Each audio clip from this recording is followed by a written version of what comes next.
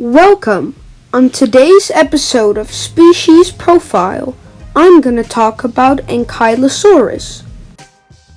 Ankylosaurus was a genus of thyreophorian dinosaur that lived in what is now known as North America. It lived at the very end of the Cretaceous, from 68 to 66 million years ago. Ankylosaurus was described in 1908 by Barnum Brown. Ankylosaurus only has one species assigned to the genus, Ankylosaurus magniventris. The name Ankylosaurus means fused lizard, and the species name translates to great belly. Ankylosaurus was probably the descendant of Aether, another ankylosaurid. Ankylosaurus was about 7 meters long and weighed 5 to 8 metric tons. It was almost as tall as wide, making it hard to tip over. Ankylosaurus was quadrupedal. It was heavily armored and covered in osteoderms. It also had a club tail. Bones in the body of Ankylosaurus were fused, hence the genus name. The armor of Ankylosaurus has always been a mystery. In the past, paleontologists looked at relatives of Ankylosaurus, most notably nodosaurids, and stated that the armor of Ankylosaurus was the same as the armor of nodosaurs. We now know that this theory was false. Ankylosaurus had armor that was light in comparison to the mass of the creature.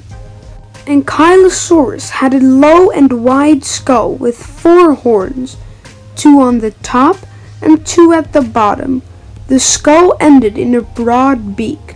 The teeth of Ankylosaurus were shaped like leaves. Ankylosaurus used its club tail for defense and maybe even intraspecific combat. The eyes of Ankylosaurus did not face forward, but also not sideways. This is because the skull is created for protection. Because of this skull shape, the eyes face almost sideways. Ankylosaurus lived with other dinosaurs like Triceratops and Edmontosaurus, but also with Tyrannosaurus.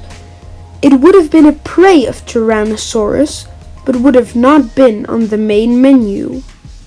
Ankylosaurus was quite rare in the ecosystems where it lived. Ankylosaurus was an herbivore. Its muzzle was adapted for low browse cropping.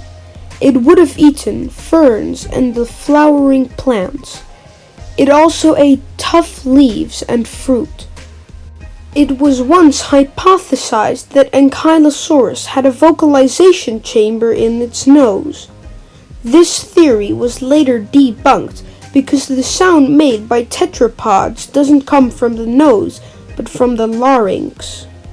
Ankylosaurus was able to dig. With this ability, it would have gathered roots. When Ankylosaurus aged, the armor would have become stronger.